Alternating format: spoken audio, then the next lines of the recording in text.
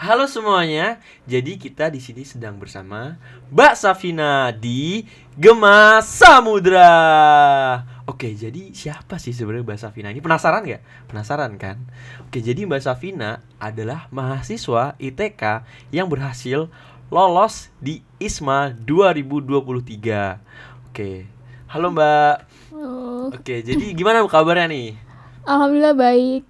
Lagi. Nopal gimana kabarnya? Woi, sehat selalu, alhamdulillah. Tabarakallah, masya Allah. Masya Allah. Masya Allah. Jadi gimana nih? Sedang sibuk apa nih Mbak hari ini? Atau ya saat-saat ini sedang sibuk apa? Saat ini nggak ada kesibukan yang gimana-gimana ya, cuma skripsian aja sama aslab, asprak, dan gitu aja. Dari skripsi itu udah mau mendekati hilal atau kayak atau masih bingung atau gimana nih Mbak? Insya Allah udah mendekati hilal. Oh doain aja ya. tinggal sidang kah? Waduh, belum. Oke. Oke, jadi mungkin masih belum banyak yang tahu kali ya Mbak Safina, karena Mbak Safina beberapa akhir ini ke Amerika, guys. Waduh. Jadi mungkin masih ada yang belum kenal. Iya. Jadi mungkin Mbak Safina ini mahasiswa ITK angkatan berapa sih, Mbak? Gue angkatan 57 tahun Wow. 2020 masuknya. 2020. Angkatan 57 mana suaranya? Mungkin langsung tulis di kolom chat. 57 keren, Peteran Tias. Wey. Oke, Peteran jadi Pogon. Peteran Tias sama grup kita berdua ya, guys. Oke. Lalu dari Mbak Safina dulu mengawali di IPB itu tuh sebagai mahasiswa dengan masuk jalur apa, Mbak? Gue dulu masuk IPB jalur SBM UTBK. Wih. Orang pinter nih, guys. Waduh. Belajar terus berarti ya. Ya bisa dikatakan belajar terus lah ya. Buat UTBK-nya doang. Ya sih, karena gue juga kebetulan aku TBK, guys. Jadi bisa dibilang ya oke-oke juga gak sih? Ya, gitulah ya. Oke. Jadi dari SMA mana Mbak dulu? Gue dari SMA 53 Jakarta. Wih, ada gak nih yang Cipinang. mungkin satu alma mater sama Mbak Safina di SMA 53? Oke, jadi masuk SBM. Kenapa milih ITK? Kenapa ya? Karena waktu itu gue sempat ketolak SNM kan. Di mana tuh? Gue SNM waktu itu daftarnya di Undip. Jurusan? Jurusannya teknik industri. Jauh ya. Mungkin masuk mau industri drone. Nggak tahu, tapi kayak pas abis ketolak SNM itu, terus gue udah research lagi kan akhirnya buat SBM nanti gue mau milih di mana gitu. Terus ya gue waktu itu tuh gue suka banget belajar tentang laut gitu. Jadi gue milih ITK karena gue udah research juga, dan ITK IPB tuh kalau nggak salah kayak paling bagus gitulah programnya buat kelautan gitu. Top 1 lah ya. Ya, Oke, mungkin itu emang ITK IPB ini keren sekali sih. keren. Ini ada Nopal juga gitu keren. Oke, mungkin itu sebagai background Mbak Safina, mengapa masuk ITK dan lain-lain. Tapi selama di ITK, perasaan Mbak Safina kayak gimana nih? Kan udah mau mendekati akhir nih, kayak mungkin udah merasakan semua hal-hal yang ada di ITK. Mungkin penonton kita ini baru mau masuk ITK atau malah maba-maba 60 atau bahkan ya anak-anak 59 yang masih bingung di ITK mau ngapain. Gimana nih perasaan Mbak Safina? Di TK seru banget sih menurut gue justru sekarang ini kan lagi skripsian ya, jadi gue tuh kangen banget masa-masa kuliah, masa-masa sama teman-teman semester awal itu seru banget pokoknya di TK. Terus pelajarannya juga gue suka semua sih, alhamdulillah.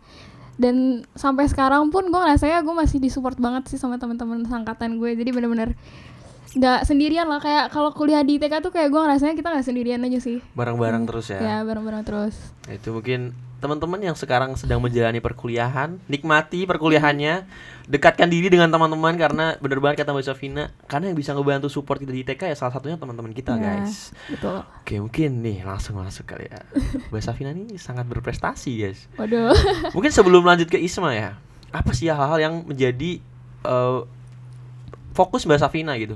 Apakah emang Mbak Safina ini fokus ke ITK saja atau emang mau mempersiapkan diri di ISMA, atau ada nih prestasi-prestasi yang Mbak Safina raih gitu sebelumnya? Sebenarnya kalau prestasi banget juga enggak sih, cuma kayak fokus gue selama gue di ITK tuh ya satu akademik ya pasti ya, terus juga menurut gue gue tuh pengen ISMA tuh karena kayak gue nggak tahu nih di luar negeri tuh masih banyak atau udah banyak atau enggak gitu tentang marine science ini kan, soalnya ini menarik banget gitu. Jadi kayak bentar gue ngeblank. Boleh kan gak? Tadi lu pertanyaan apa sih Kak? Apa sih Bang? Kayak prestasi Mbak sebelum ISMA. Oh, Boleh gak sih gitu, Tir? Oke. sebelum ISMA. Iya. Ada gak sih? Oh, ikut-ikut himit gitu ya? Ya Gitu mungkin. ngomongnya. Ulang kali ya. Iya, iya boleh. Oke. Siap, Tir, ulang, Tir. Ya lanjut aja.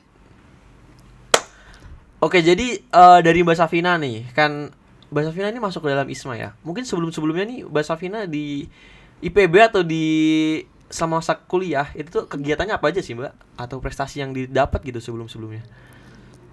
Oke, sebelum-sebelumnya sebenarnya gak ada yang prestasi gimana-gimana juga. Cuma gue aktif di BM FPIK juga. Terus gue juga ikut apa kepanitiaan-kepanitiaan himit, konsurf, ekspedisi. Gue ikut ya pokoknya segala yang berhubungan dengan himpro tuh gue sebisa Support mungkin ya. gue support dan gue ikut lah gitu. Seenggaknya buat ngebantuin teman-teman gue juga gitu. Betul banget, guys. Jadi ya Mbak Safina yang sekarang itu adalah dari hal-hal yang dilakukan sebelumnya, guys. Tadi ada di Konsuf, di himpunan, di BEM. Jadi banyak kegiatan yang mengupgrade ya, Mbak ya. Ya. Bahasanya mengupgrade Mbak Safina dari sebelum pasca kampus gitu, guys. Nah, ini mungkin bisa masuk nih langsung ke ISMA, Indonesia International Student Mobility Awards. Mungkin ini impian banyak orang ya, guys, termasuk saya gitu. Saya juga pengen banget dulu ISMA, cuma gara-gara ya terkendala bahasa Inggris. Enggak juga sih. Saya mau ISMA di Meksiko sebenarnya, jadi kayak bisa beli apa ya di Meksiko, beli kaktus. Banyak hal gitu. Nah, jadi persiapan ISMA dulu nih. Dulu Mbak ISMA daftar di bulan apa tuh, Mbak? Dulu ISMA tuh daftarnya di awal tahun ya, kalau nggak salah Februari Maret itu biasanya udah buka. Februari Maret udah buka. Pokoknya awal tahun tuh udah harus standby di Instagramnya ISMA mungkin buat cari tahu timelinenya gitu. Info-infonya. Nah, dari persiapan dulu nih mungkin. Mbak Safina ini emang udah ngincar ISMA dari awal masuk kuliah. Pokoknya gue kuliah harus ISMA, atau yang kayak oh gue baru dapat info nih tentang ISMA, gue pengen gitu. Oke, jadi background story sebenarnya sebelum gue masuk IPB tuh gue udah keterima salah satu universitas swasta yang dimana programnya tuh ada keluar negerinya gitu. Dan jadi tapi karena waktu itu gue dapet SBM ya di IPB, jadi gue Sayang ya. sayang lah nggak bisa gue lepas gitu kan. IPB loh, Ivy League loh. Terus kayak ya udah akhirnya gue melepas opportunity gue yang di swasta itu, yang dimana gue bisa keluar negeri gitu loh. Cuma emang pas masuk IPB tuh goals gue ya harus keluar negeri minimal sekali aja gitu. Terus ternyata gue juga tahu ISMA tuh dari TikTok gitu. Iya, jadi dari situ deh gue udah kayak ISMA nih salah satu pintu lah buat gue keluar negeri gitu. Oke, jadi ya yang melatar belakangnya emang Mbak Safina pengen keluar negeri gitu awalnya ya. Dan kebetulan dari semasa jalan di perkuliahan menemukan info ISMA ini. Ya, betul. Nah, dari ISMA ini apa aja sih Mbak yang sebenarnya harus dipersiapkan gitu? Kayak dari saya nih misalnya nih. Saya juga pengen keluar negeri, cuma kayak basic bahasa Inggris saya masih cuma bahasa Inggris pasar lah kayak. Atau bahasa Inggris kampung lah. Apakah itu bisa mendasari atau kayak harus TOEFL berapa, harus apa gitu? Oke, kalau buat bahasa Inggrisnya sih ada ininya ya, TOEFL batas-batasan TOEFL-nya atau minimalnya ada. Itu juga biasanya beda-beda tiap kampus, tiap universitas gitu yang ditawarin si ISMA ini. Tapi in general kayak TOEFL-nya minimal 550 gitu. Dan dimana buat ngelatih bahasa Inggrisnya ini sebenarnya agaknya butuh, menurut gue ya, kalau dari gue sendiri butuh waktu lama gitu buat gue buat bener-bener ngelancarin. Dimana juga nanti kan kita ISMA tuh pas di sana ya mau nggak mau pakai bahasa Inggris satu-satunya gitu kan. Satu-satunya bahasa normal nggak sih? Jadi harus benar-benar dipersiapin dari awal gitu. Ya jadi kalau misalnya baru dapat info sebulan kita ngejar bahasa Inggris dari 50%, ya itu agak sedikit belum yakin lah ya. Ya bisa-bisa aja kalau emang kitanya tekun kitanya rajin latihan speaking, reading gitu-gitu semuanya. Sebenarnya bisa-bisa aja. Asal ada kemauan aja sih sebenarnya. Oke, oleh karena itu dengan adanya info ini teman-teman udah bisa ya mempersiapkan ya dasarnya bahasa Inggris dulu kali ya Mbak buat ISMA ini. Paling penting sih. Paling penting ya. Terus buat apa kayak persiapan yang harus itu apa selain bahasa Inggris ya? Ini research mungkin ya tentang kampus dan jurusan, bukan jurusan, kampus dan courses mata kuliahnya gitu. Oke, yang mau mungkin sebelum diambil. lanjut ke sana, mungkin sepemahaman saya juga. Uh-huh. ISMA ini berarti bukan kita ngambil jurusan di universitas lain. Bukan, Cuma kita di universitas lain ini ngambil mata kuliah. ngambil mata kuliah. Ya betul. Jadi bisa random kayak ada manajemennya, ada tekniknya atau gimana nih? Bisa, itu sebenarnya bisa random ya, bebas kalian mau milih apa aja. Cuma emang harus diomongin dulu sama pembimbing akademik, sama departemen prodi gitu. Prodi. Soalnya kan ISMA ini kan menjanjikan kayak kita dapat 20 SKS. Ya. Nah, tapi tuh mungkin ada matkul-matkul yang nggak sesuai. matkul-matkul yang nggak sesuai, yang emang nggak bisa dikonversi gitu, misal kayak gitu. Tapi sebenarnya pas di sana kita mau ngambil apa aja sebenarnya bebas. Cuma pas balik itu bisa dikonversi atau enggak itu harus diskusin lagi gitu. Jadi ngambil mata kuliahnya apa aja bebas. Oh, jadi bebas ya, kayak saya mau ngambil mata kuliah misalnya olahraga, di sana mungkin ada kali ya. football. Amerika tuh football banget, guys. Tapi di sana ada marine science nggak, Mbak? Kan kita nih ITK nih. Dari sana ada nggak? Ada sih, gue nggak tahu ya kalau kayak program studi marine science tuh ada atau enggak. Cuma dia tuh biasanya digabung sama environmental science atau geoscience gitu kan. Tapi waktu itu pas gue milih mata kuliah juga ya, itu tuh ada tropical marine ecology kayak kita ya, ekolatrop ya. Nah, terus ada juga coral reef ecosystems, itu ada semua. Wah, seru juga berarti. Marine science-nya juga courses yang ingin diambil. Tadi bukan jurusan ya, guys. Jadi kita di sana bukan double degree, nggak ngambil jurusan lain, nggak. Jadi ngambil courses apa aja. Terus apa lagi tuh, Mbak? Ya itu sih riset tentang kampusnya ya. Terus mungkin ini awal-awal banget juga riset tentang negaranya. Misal kita udah tahu mau ngambil kampus apa, courses apa, itu juga harus diriset tentang negaranya gimana gitu, kulturnya di sana. Terus juga riset lagi tentang statistik dari ISMA-nya gitu, intake-nya. Misal kayak tahun 2023 tuh aplikansinya berapa, yang diterima berapa, probability kita masuk tuh berapa gitu. Pokoknya semuanya harus disiapin, benar-benar siapin, di research semuanya. Jadi ya kurang lebih kayak kita masuk univ IPB aja ya, kayak ya kita pasti research daya tampung, terus ya lingkungan di sana kayak gimana gitu kan. Betul. Oke, mungkin udah nih, dari bahasa Inggris sudah bagus nih. Misalnya saya udah daftar, saya udah siap untuk ISMA, saya siap ke negara Paman Sam gitu. Bahasa Inggris saya udah bagus, courses sudah dapat, terus tadi udah research dan bla bla bla. Terus apa lagi yang harus dilakukan buat daftar ISMA?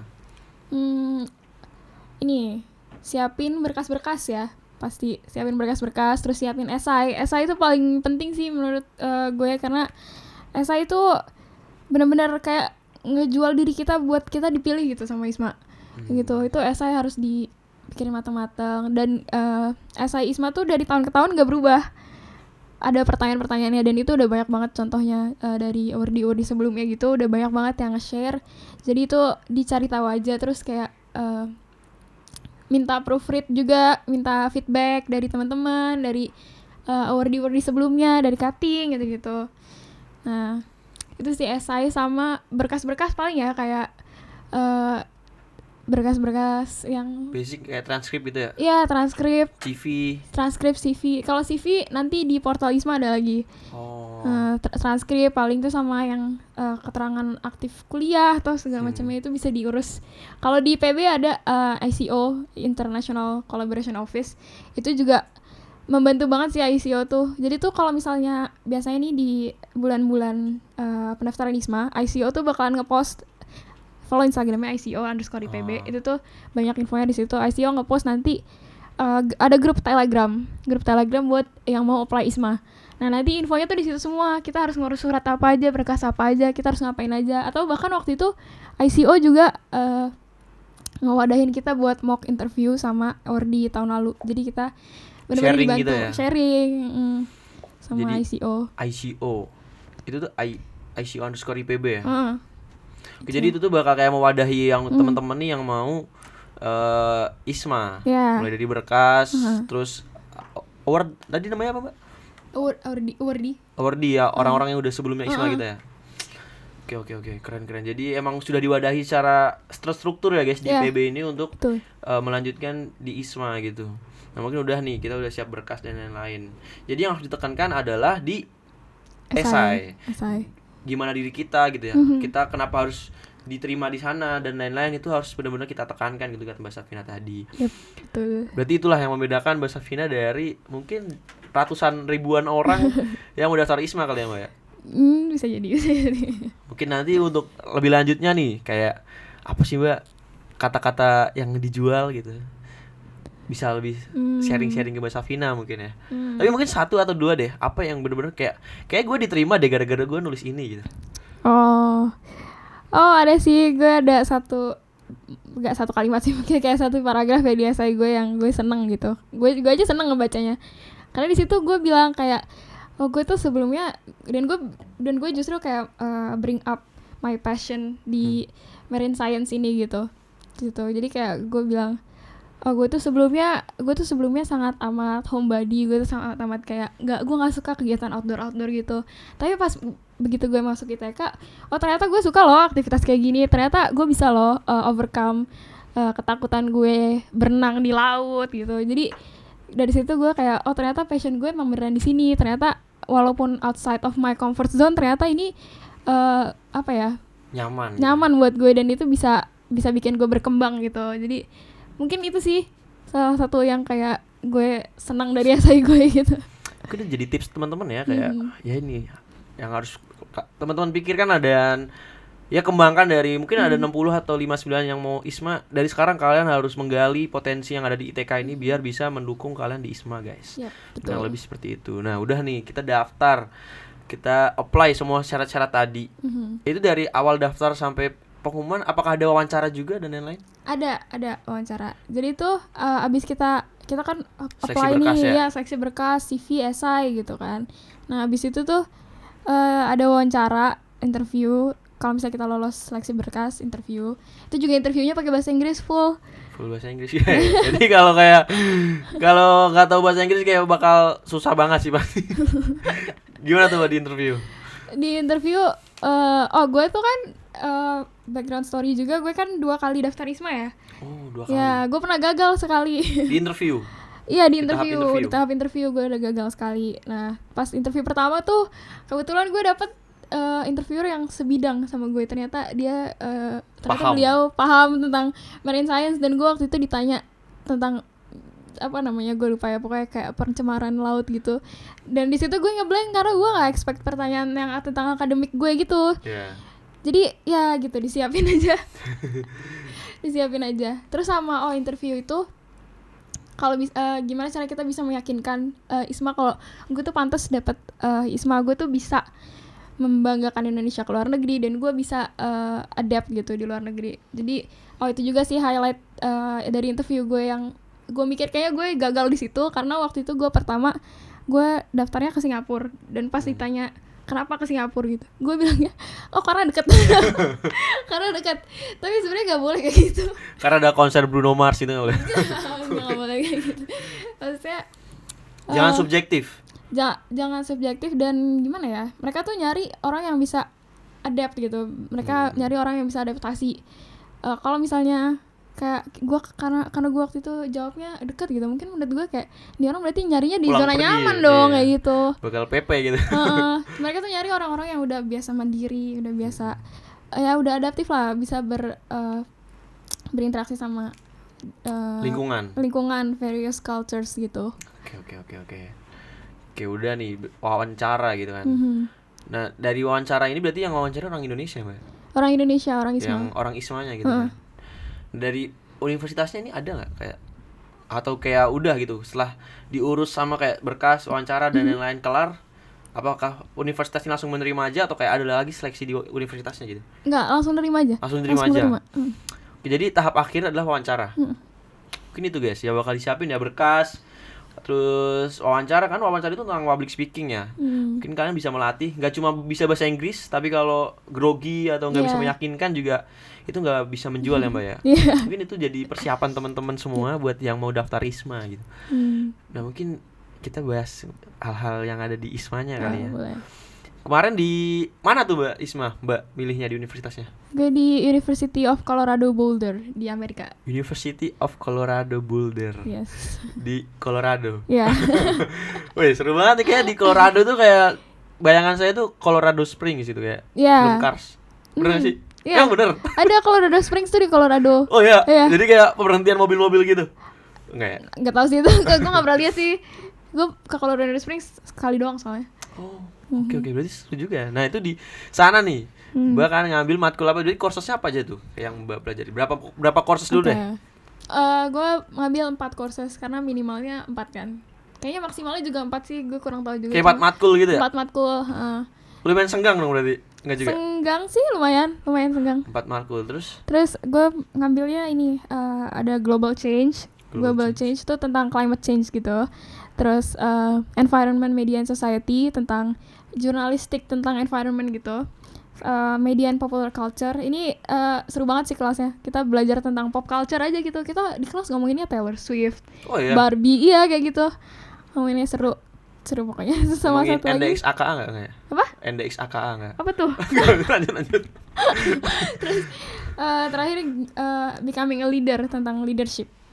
Oke, jadi ada global change-nya juga berarti ya. Berarti masih ada nyambungnya lah ya. Iya, ada nyambungnya. Tapi di marine science-nya nggak ada. Marine science-nya nggak ada. Waktu itu gue sempat apply buat yang coral reef ecosystem itu, tapi nggak bisa karena ada requirements-nya gitu, ada minimal course-nya lah atau gimana gitu. Oke. Jadi walaupun kita mahasiswa ITK, kalau mau apply marine science juga nggak segampang itu ya. Iya. Oke. Karena ya di ITK aja guys, karena ITK udah keren banget tentang marine science. Jadi di luar sana ya mungkin teman-teman bisa mengasah kemampuan lainnya gitu. Oke, mungkin di Colorado Boulder. Nah, di sana Mbak berapa lama tuh kira-kira di sana di Boulder? 4 bulan. 4 bulan. 4 bulan. Ngapain aja ya 4 bulan ya? Kayak 4 matkul doang. Terus 4 bulan tuh kayak apakah susah di Indonesia itu kayak ada UAS, UTS gitu-gitu? Kalau di sana tergantung matkulnya. Ada yang salah satu matkul gue tuh nggak sebenarnya berapa ya, 2 atau enggak nih 3 dari 4 matkul itu tuh gue nggak ada exam, nggak ada ujian, tapi adanya paper, terus presentasi, project, ya project sih. Tapi kalau yang satu lagi nih yang global change ini kan lebih ke science ya, jadi itu emang tuh exam. Nah examnya itu 3 kali. Jadi midterms-nya 2 kali, baru final exam-nya sekali gitu. Bisa nyontek nggak? Itu take home. Take home ujiannya? Take home ujiannya. Seru bebas ya? Bebas. Gitu, kita bisa lebih leluasa lah ngerjainnya. Oke. Seru banget. Di Amerika nih pasti banyak hal-hal yang seru nggak sih? Kayak ya tadi ada exam-nya bisa dibawa ke rumah loh guys. Terus pas pelajaran nih, ada nggak kayak yang tidur atau gimana gitu? Oh nggak ada sih. Nggak ada, pasti belajar semangat semua ya? Sebenarnya semangat semua juga nggak terlalu ya, mungkin ada mereka tuh nggak ada yang tidur tapi semuanya buka laptop, tapi pas Ngerjain buka hal laptop lain. tuh ya ada yang ngerjain hal lain, ada yang beli tiket apa gitu. tapi ya kalau misalnya ada discussion gitu mereka tetap Langsung aktif gitu. paham ya. Oke. Berarti langsung nih buat di Isma, apa hal-hal yang menurut Mbak justru pengalaman dan pelajaran yang lebih banyak gue dapetin itu bukan dari kelas, bukan di dalam kelas gitu. Gue di sana tuh benar-benar keluar, ketemu banyak orang. Gue ketemu banyak orang dari ada yang dari Kenya, dari India, dari Thailand, Korea, Amerika gitu-gitu banyak kan. Jadi tuh benar-benar belajar tentang diversity di sana gimana, terus culture orang-orang tuh culture-nya beda-beda, kita ngadepin orang beda-beda tuh gimana gitu. Itu valuable lessons banget sih menurut gue. Dan kayak social life di sana gimana gitu. Bahkan gue waktu itu pernah ke senior living gitu, kayak panti jompo di sana. Dan itu juga gue ngobrol sama nenek-nenek kakek-kakek yang ada tinggal di sana, dan itu seru banget. Mereka nggak kayak nenek-nenek kakek-kakek sama sekali, kayak masih semangat ya, semangat banget. Bahkan ada kakek-kakek umur 80-an tahun yang masih hiking gitu. Jadi sih kayak mau lihat di film-film ya, kayak kakek-kakek di sana tuh kayak bukan kakek-kakek. Iya, seru banget. Jadi menurut gue tuh pelajaran yang pentingnya tuh bukan di dalam kelasnya gitu, dan dengan lu ikut exchange gitu benar-benar ngebuka pandangan lu tentang semua hal sih menurut gue. Banyak hal. ngebuka gimana kita bisa nge-accept orang dari background yang beda-beda, gimana kita bisa menempatkan diri kita sebagai minority gitu lah ya. Waktu itu gue di situ minority ya gitu. Jadi ya exchange sih bukan sekedar tentang kita belajar di kampusnya ya, tapi tentang social life gitu ya. Karena mungkin ya teman-teman yang bakal membangun diri kita sendiri adalah lingkungan kita gitu. Nah, kalau kita di lingkungan yang keras gitu, mungkin bakal menyesuaikan diri kita. Oke, di Amerika apa nih? Mungkin di luar Isma gitu.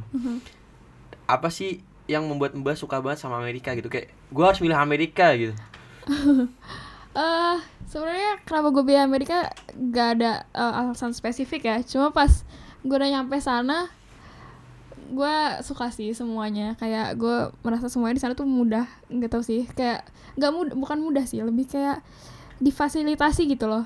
Jadi kemana-mana tuh gampang pakai bus, terus living quality-nya di sana lebih bagus lah menurut gue. Kayak public transportation-nya, terus public facilities-nya, kayak perpustakaan gitu-gitu banyak di situ. Terus juga menurut gue, oh ya ini jalanannya nggak ada polusi. Oh ya, kayak langit cerah gitu ya? Cerah, nggak ada polusi gitu kan. Ada awan. Terus jarang nggak sih di Jakarta lihat awan? Iya kan? Iya. Terus ini sih sama kayak gimana ya? Pas gue di sana ya, gue ngerasa kayak 24 jam tuh cukup sehari gitu, ngerti gak sih? Kalau di sini tuh kayak aduh gue harus sampai begadang-begadang, gue ngerjain apa gitu kan. Kalau di sana tuh gue bener-bener 24 jam cukup. Gue emang di sana tuh kan kayak di desain, jadi tuh aktivitas tuh udah nggak ada lagi setelah jam 8 malam gitu kan. Semuanya udah tutup, semuanya udah gini. Jadi orang-orang tuh benar-benar dipaksa istirahat gitu. Jadi menurut gue tuh sehat sih. Sehat ya, kayak kotanya tuh. Jadi orang-orang tuh harus selesai sebelum jam 8 karena setelah jam 8 mau ngapain lagi gitu kan. Iya, istirahat aja di rumah gitu. Perkantoran tutup, pertokoan tutup gitu ya. Iya, tutup semua. Itu guys, mungkin yang bisa habit juga habit bagus. Iya, habit bagus. Kenapa kita harus nggak cuma di rumah kita doang gitu, kita harus keluar rumah guys. Yep. Salah satunya ke Amerika gitu. Jauh banget. Jauh banget. Oke, mungkin selanjutnya nih tentang ini Mbak, tips and trick. Oke. Tips and trick nih buat teman-teman nih. Ada nggak sih tips and trick buat lolos ISMA? Mungkin tadi sedikit atau ada lagi yang disampaikan buat tips and trick? Pertama pede aja dulu. Kalau mau daftar pede aja dulu. Terus pede ya, satu pede. Terus research, banyak-banyak research. Terus apa ya? Bentar gue pikir dulu. Tentang esai juga mungkin ya. Esai juga research tentang jawaban-jawaban URDI yang lalu. Terus harus bener-bener kuat why-nya gitu. Kayak kenapa lo mau keluar negeri, kenapa lo mau exchange, kenapa lo mau ISMA, itu harus benar-benar didasarin, benar-benar harus dikulitin tuh satu-satu kenapa gitu.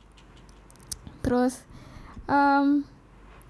terus juga pikirin juga nanti pasca ISMA-nya mau ngapain sih sebenarnya abis ISMA gitu, atau pas lagi ISMA-nya, pas lagi di sana lo tuh sebenarnya bisa nggak sih ada beradaptasi di sana, terus di sana lo mau ngapain, lo mau belajar apa, itu harus pikirin matang-matang juga ya mungkin, biar nggak asal milih gitu loh, biar nggak bingung kita kenapa gitu, kita kenapa milih itu gitu, biar nggak cuma main-main doang ke sana ya jadinya ya. Benar. Nah mungkin lompat dikit nih ke belakang. Tadi lupa ditanyain, kayak ISMA ini kita semua bayar sendiri atau dibiayai? Dibiayain fully funded. Jadi ada dua skema sih sebenarnya ya. Ada fully funded sama co-funding. Kalau fully funded itu semuanya dibayarin. Mulai dari keberangkatan? Ya, mulai visa.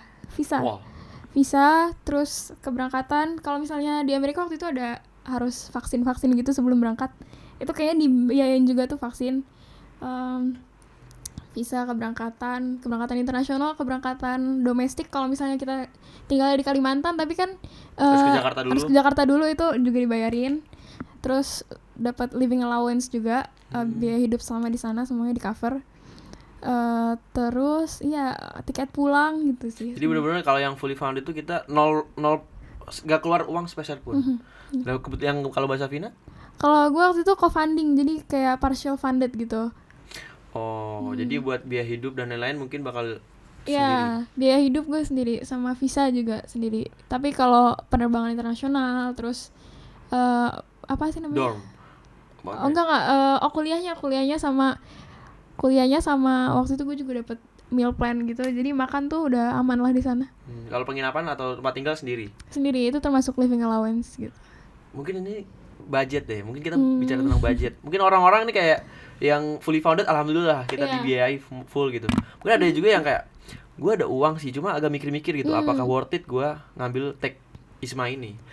Range mungkin ya Mbak, kita bicara range aja sih. Range uang yang harus kita siapin buat ISMA ini berapa sih kira-kira?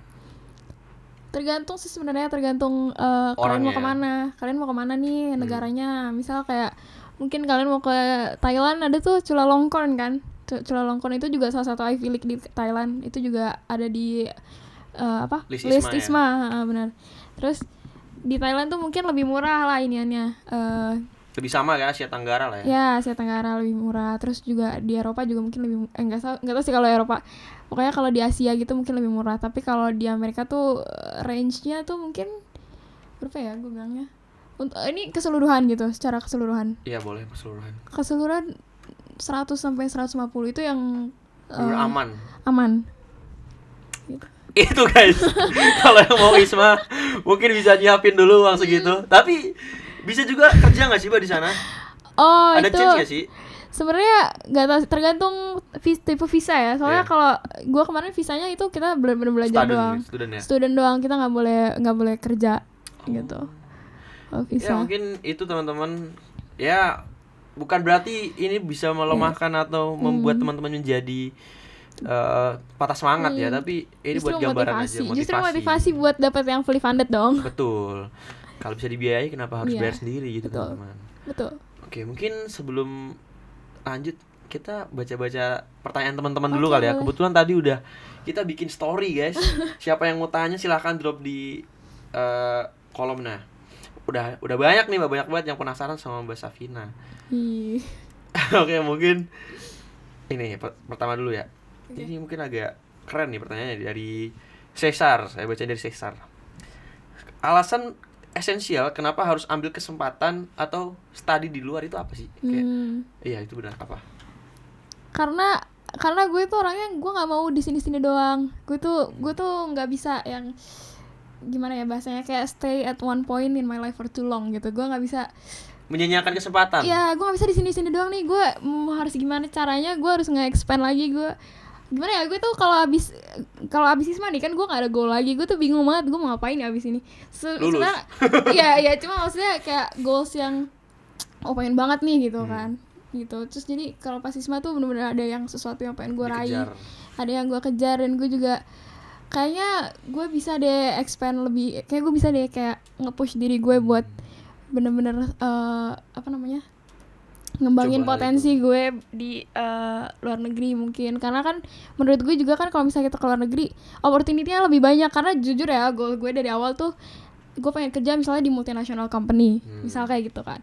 Jadi ya gimana caranya gue ke goals itu gitu. Dan mungkin dari ISMA ini gue ya udah selangkah lah gitu. Karena gue juga mungkin di sana tuh gue dapet kenalan profesor yang keren-keren, yang mereka tuh labnya tuh lab multinasional, dan labnya yang kayak kayak tentang Pentagon bukan? Nggak, ada namanya Instar gitu, tentang benar-benar survei kelautan, survei antariksa gitu kan. Jadi gue tertarik situ.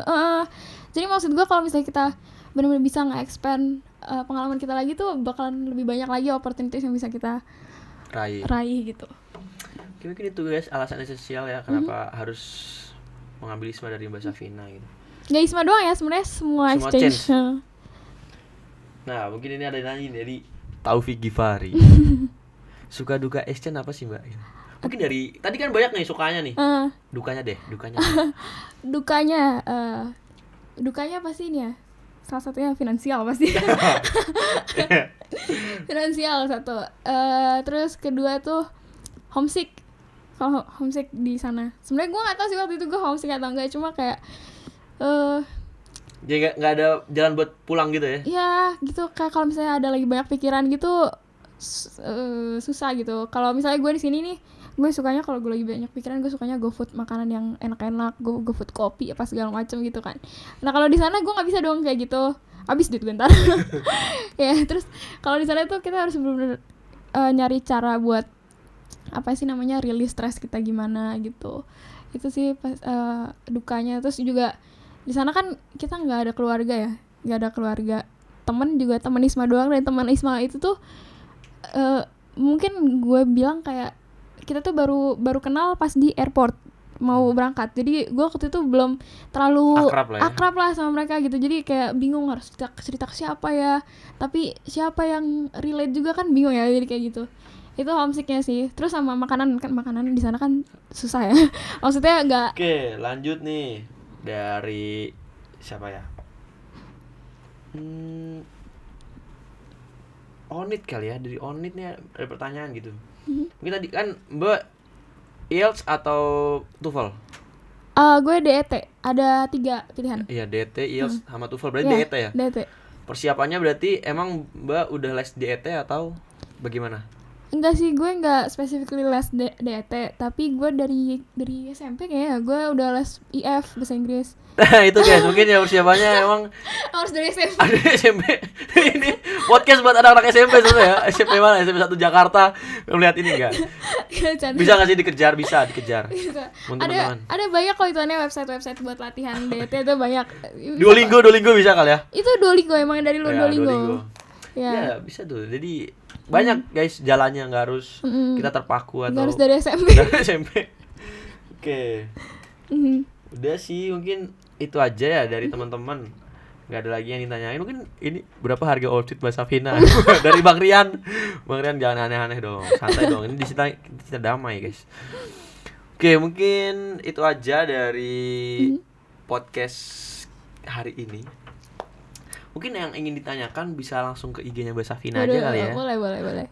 Apa tuh Mbak? Boleh di-spill nggak IG-nya apa? IG-nya @safina_AFRR. Safina AFRR. Nah itu mungkin bisa langsung kalian tanyakan ke Mbak Safina, karena Isma ini sangat keren sekali guys. Indonesia International Student Mobility Awards.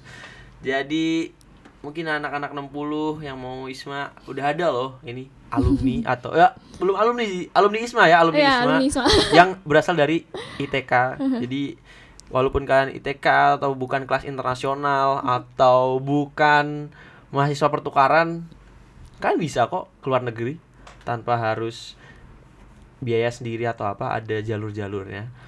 Mungkin itu sih ya Mbak yang dari podcast sekarang. Jadi Mbak Safina ada nggak atau kayak kata-kata terakhir atau motivasi gitu ke teman-teman? Kata-kata Mbak Safina. Apa tuh? Apa ya? Menurut gue gak bakalan salah kalau kalian mau mengexpand pengalaman kalian gitu. Maksudnya gimana sih? Jangan ragu buat daftar ISMA atau exchange lain gitu.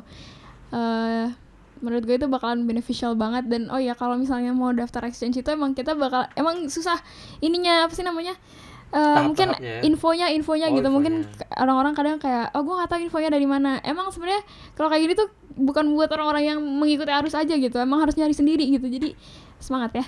Semangat. Jadi intinya adalah kita harus ya kalau kita punya niat atau keinginan sesuatu ya kita kejar guys. Bukan kita tuh menunggu atau betul. Menunggu di jaring, tapi kita yang membawa jaring gitu guys. Mungkin jemput itu ya. Bola menjemput gitu. bola. Oke, mungkin itu saja dari podcast Gema Samudra pada kali ini. Mohon maaf Mbak Safina kalau ada salah-salah dan teman-teman semua. Jangan lupa subscribe dari Himiteka, follow IG Himiteka dan follow Mbak Safina untuk bisa mengetahui info-info lainnya. Oke, begitu saja. Sampai jumpa di podcast Gema Samudra selanjutnya. Dadah, makasih Noval. Makasih Mbak.